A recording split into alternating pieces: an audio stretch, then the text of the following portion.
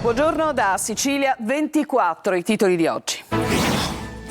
Proseguono senza sosta le ricerche dei dispersi sotto le macerie della palazzina crollata a Messina. I soccorritori continuano a cercare superstiti mentre prende corpo l'ipotesi del cedimento strutturale. Si fa sempre più concreto il rischio della chiusura dello stabilimento Pfizer di Catania. L'azienda conferma 370 licenziamenti, apre alla cessione del sito, sindacati sul piede di guerra. Scooter elettrici venduti come biciclette a pedalata assistita, ma privi dei requisiti di legge. Scatta il sequestro in tutta Italia. La Guardia di Finanza di Palermo ferma i mezzi irregolari e pericolosi. Indagati un imprenditore palermitano e una società.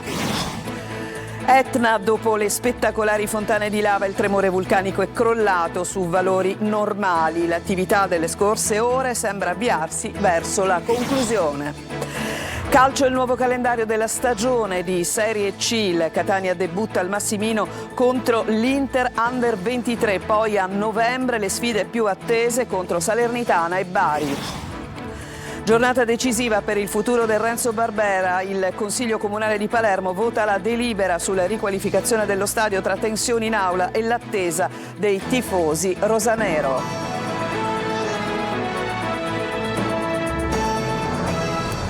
Bentrovati a Sicilia 24. Si cercano disperatamente le persone che si trovano in questo momento sotto le macerie dell'edificio che è crollato nella zona di Pistunina a Messina. Il comandante dei Vigili del Fuoco aveva parlato della certezza che ci fossero solo 6 dispersi. Il bollettino si è purtroppo arricchito del ritrovamento di una persona, e di questa notizia vi riferiamo tra poco, subito dopo il servizio del nostro Tonino De Mana, che fa anche il quadro di quella che è la situazione riguardante le cause di questo crollo. Sembra essere esclusa l'esplosione della bombola, ma sentiamo e poi aggiorneremo la situazione di Messina. Servizio. Sono proseguite incessantemente per tutta la notte le ricerche dei 6 dispersi rimasti sotto le macerie a causa del crollo di una palazzina a Pistunina, zona commerciale di Messina. A complicare le operazioni un incendio che cova sotto quel che resta dell'edificio, una costruzione della fine degli anni '80 di proprietà della famiglia Leone, che per molto tempo ha gestito una catena di negozi di elettrodomestici. I dispersi sono proprio l'imprenditore Carmelo Leone con le sorelle Sara e Rosa, il marito di quest'ultima Santino Magazzù, un domestico che era con loro, il cingalese Ilario Varnardiluscia, una commessa del bazar cinese che si trovava al primo piano, la messinese Alessandra Frazzica. Questa la disperata conferma della zia. E non è in ospedale e quindi è sotto le macerie. Quanti anni ha sua nipote? 21, è piccola. Quindi pensate che sia rimasta sotto le macerie? Sì, è sotto le macerie. Stiamo cercando persone vive, sono lontane le fatidiche 36 ore che segnano poi la caduta, c'è ancora possibilità di vita, ha detto il comandante dei Vigili del Fuoco Michele Burgio.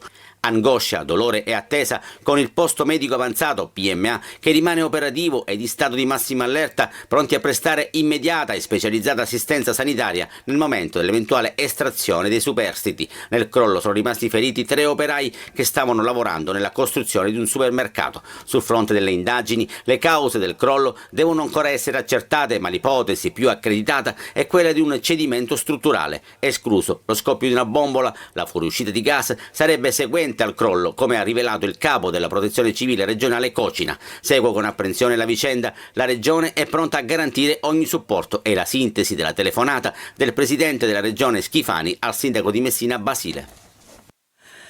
E come vi dicevo in apertura, è praticamente notizia dell'ultimo minuto, perché è stato individuato il corpo di uno dei 6 dispersi sotto le macerie dell'edificio. La vittima è l'imprenditore Carmelo Leone. Restano ancora dispersi le sue sorelle Sara e Rosa. Il marito di quest'ultimo, Santino Magazzù, è un domestico che era con loro, il cingalese Lairu appunto Guama Kuswaria. La quinta di dispersa, è una commessa del bazar cinese che si trovava al primo piano, la messinese Alessandra Frazzica, e naturalmente vi forniremo aggiornamenti su questa tragedia nella prossima edizione del nostro telegiornale attraverso il nostro collegamento con Orazio Longo, che si troverà sul posto. Ma arriva anche la dichiarazione del sindaco di Messina, è arrivata, dice, la notizia del ritrovamento di una vittima, aspettiamo ora che lo estraggano, è stata una notte lunga per noi e per tutta la città. Ringrazio tutti quelli che stanno dando una mano da ieri pomeriggio. E cambiamo pagina. La Procura di Termini Imerese ha chiesto l'archiviazione dell'inchiesta sulla morte della pallavolista Simona Cinà, trovata senza vita in una piscina di Bagheria nel Palermitano. La tragedia nella notte tra l'1 e il 2 agosto del 2025, mentre era in corso una festa di laurea. Secondo i magistrati il decesso sarebbe avvenuto per un incidente. A sostegno di questa tesi, la mancanza di ferite è che la ragazza aveva un tasso alcolemico elevato. I familiari di Simona Cinà hanno sempre contestato la ricostruzione che possa essere morta per annegamento, appunto per loro era da escludere. Pfizer cancella 60 anni di storia in nome del profitto e decide di abbandonare Catania, scelta che ignora ogni responsabilità sociale, con quasi 400 famiglie lasciate a breve sul lastrico. Durissimi i sindacati dopo l'incontro alla Regione a Palermo. Adelaide Barbagallo.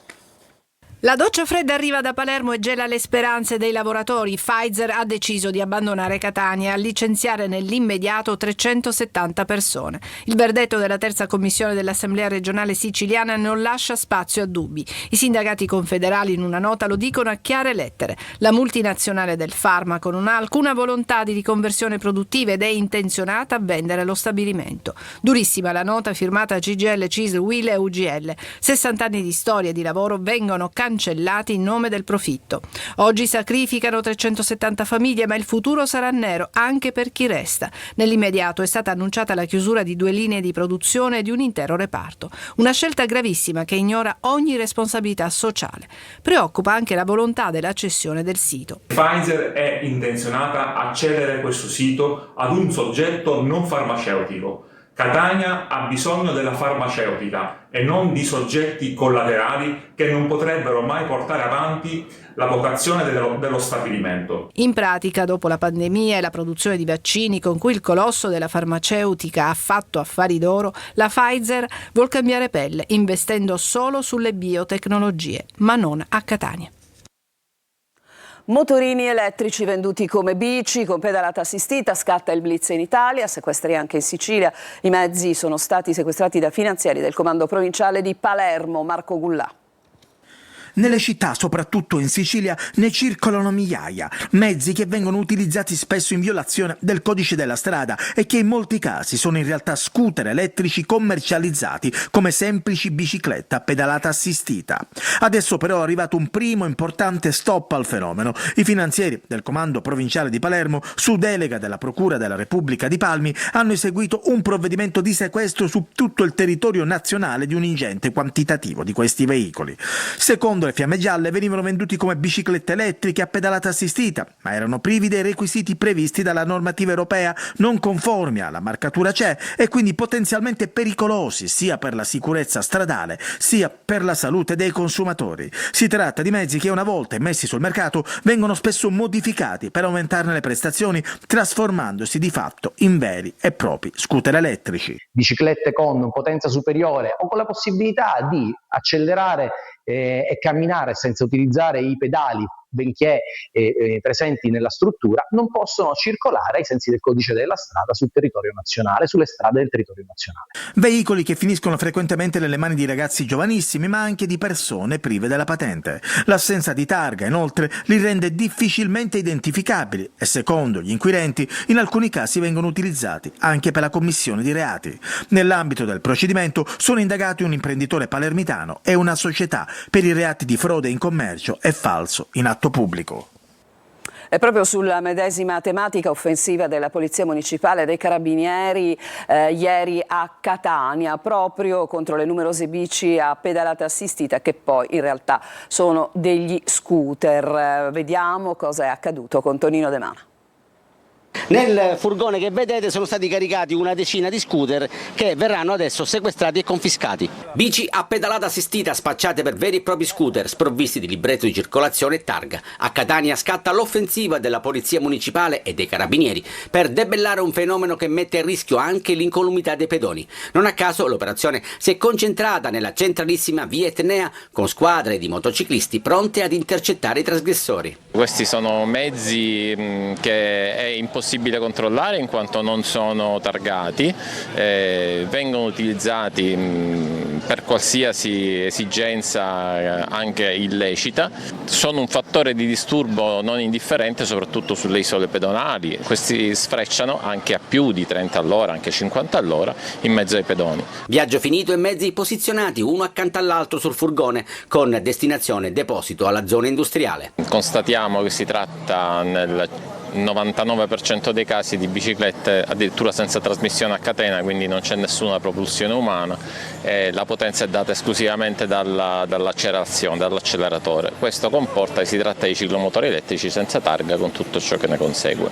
Contestato l'articolo 97 del codice della strada per la circolazione con velocipede a pedalata assistita che deve essere considerato ciclomotore senza certificato di circolazione. Sul carro attrezzi per il sequestro finalizzato alla confisca sono finiti anche diversi mezzi di una ditta che si occupa del noleggio. La polizia indaga sul furto di una mitraglietta dal carcere e così viene scoperto a Catania un giro di droga. Lorena Dolci.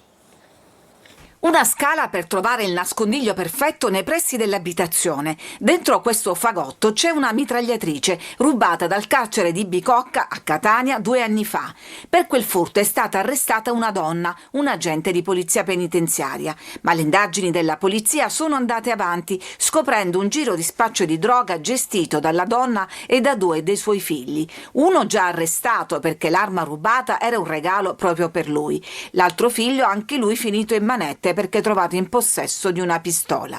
Una passione di famiglia quella delle armi, tanto da essere ostentate anche sui social. Ecco alcune foto che ritraggono alcuni componenti del nucleo familiare mentre imbracciano delle armi comuni e la stessa pistola mitragliatrice sottratta. Arrestato anche un uomo ritenuto il fornitore della droga. Hanno fatto scena muta i 2 uomini maltesi identificati e denunciati per traffico illecito di valuta che erano sulla barca dalla quale ieri pomeriggio a Casuzze, una frazione di Santa Croce Camerina nel Ragusano, sono stati gettati in mare pacchi pieni di banconote. Gli inquirenti parlano di 670.000 euro. 3 uomini e un bambino di 8 anni erano a bordo di un motoscafo semicabinato che a poca distanza dalla riva è andato in avaria. 2 uomini sono scesi, il terzo è rimasto a bordo con il bambino. La barca ha iniziato a ondeggiare, sembrava in grande difficoltà, così dalla riva alcuni bagnanti hanno chiamato la guardia costiera. Quando la motovedetta si è avvicinata al motoscafo, l'uomo che era a bordo ha lanciato in mare borse piene di banconote. Alcuni pacchi sono arrivati a riva finendo tra le mani dei bagnanti. Tutte le banconote sono comunque state recuperate, 2 uomini sono stati identificati, un terzo è scappato tra le dune di sabbia ed è al momento irreperibile. La protesta non si ferma davanti all'ospedale Vittorio Emanuele di Gela. Prosegue il presidio permanente del sindaco Terenziano Di Stefano e dell'amministrazione comunale. In appena 24 ore sono già oltre 1000 le firme raccolte a sostegno. Ma sentiamo il servizio di Gerry Italia.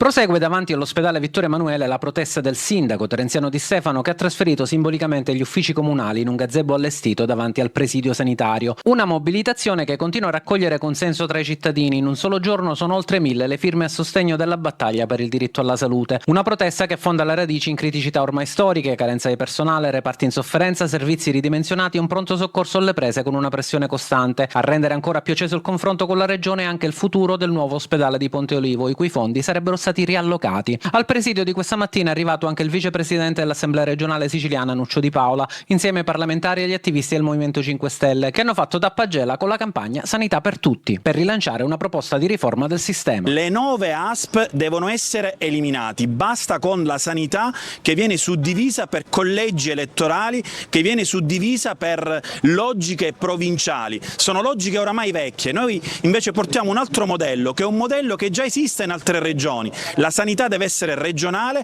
e deve essere gestita in rete. Gela deve collegarsi con le strutture sanitarie che possono essere limitrofe alla nostra città. La protesta intanto continua, il gazebo resta davanti all'ospedale. Il messaggio lanciato da amministrazione comunale, cittadini e forze politiche è chiaro: senza risposte concrete su personale, servizi e investimenti, la mobilitazione andrà avanti. Agrigento no ai domiciliari per padre e figlio di 68 e 41 anni indagati per la morte di cuccioli di cani a Sciacca. Il Tribunale ha rigettato la richiesta della Procura di arresti domiciliari per entrambi gli indagati. Secondo il giudice, per il 68enne non ci sono gravi indizi di colpevolezza e nei confronti del 41enne ha derubricato il reato contestato in maltrattamento di animali aggravato dalla morte. A 6 giorni dal loro salvataggio, i 2 cuccioli di cane e la loro mamma sono stati affidati in via definitiva alla Lega Italiana Difesa Animali e Ambiente. E adesso ci fermiamo, c'è una pausa e poi vi mostreremo la situazione sull'Etna.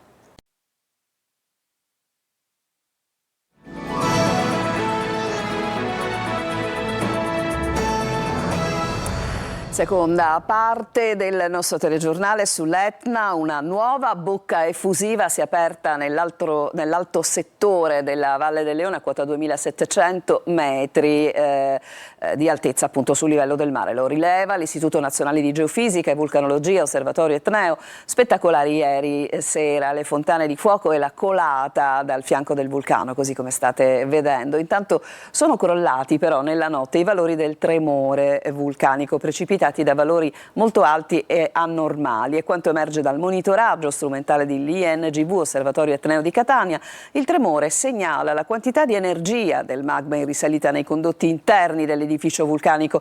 Nella zona sommitale non c'è emissione di cenere, tutto fa ipotizzare che si vada verso la conclusione della fase eruttiva dell'Etna.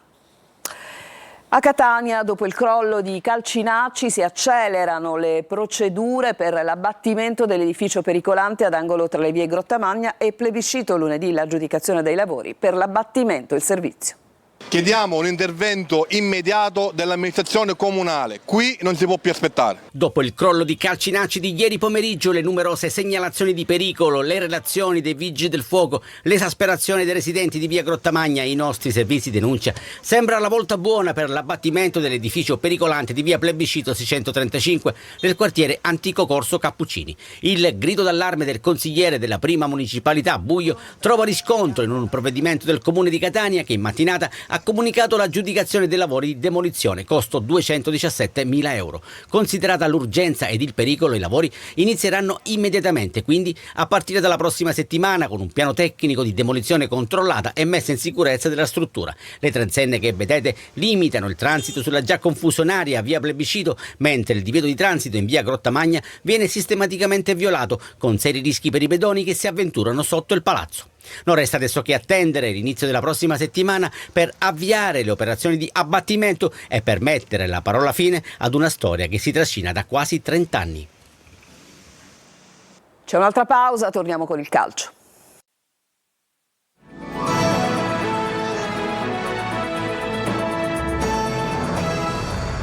Siamo al calcio, diramato ieri il calendario della Serie C per la prossima stagione. Il Catania esordirà al Massimino contro l'Inter Under 23. Sentiamo.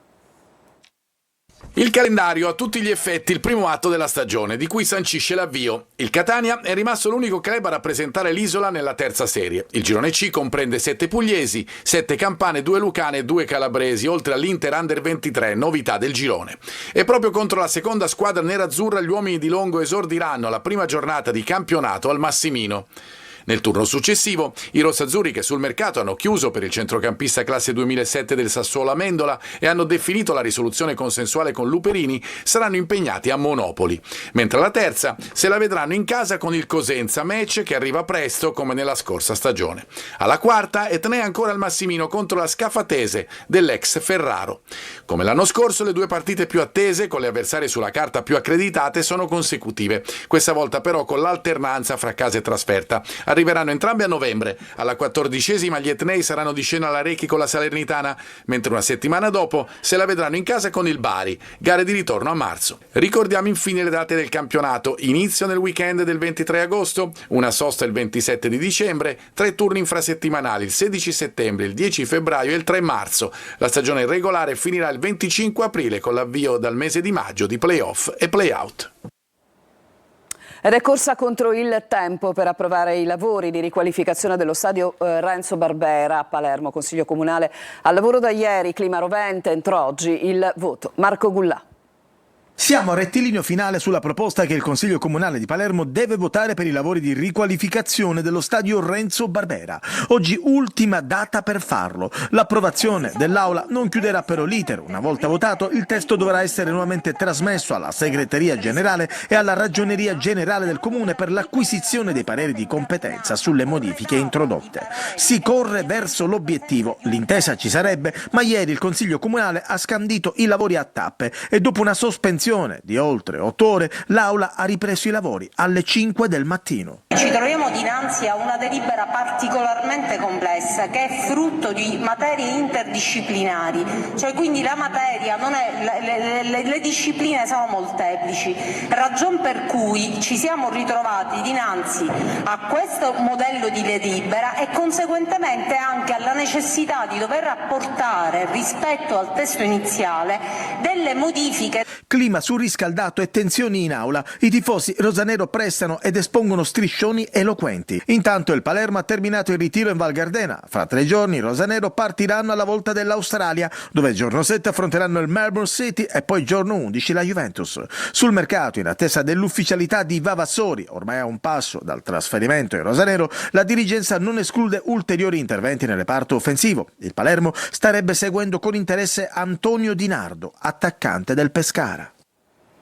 E prima di chiudere vi ricordo la notizia di apertura: è stato ritrovato un corpo, è stato ritrovato il cadavere purtroppo di uno degli uomini dispersi, delle persone disperse sotto le macerie del crollo dell'edificio nella zona Pistunina a Messina. Si tratta dell'imprenditore Carmelo Leone. In una nota i vigili del fuoco dicono che hanno trovato appunto l'imprenditore negli appartamenti del piano di sopra, e nella nota si legge: abbiamo molte difficoltà perché c'è un incendio, non ha smesso di essere acceso e questo ha reso ancora più complicato il lavoro di circa 60 operatori. Vi ricordo anche che nella prossima edizione del nostro telegiornale ovviamente vi daremo altri aggiornamenti con il nostro inviato sul posto. Intanto vi ringrazio per averci seguito e vi auguro una buona giornata.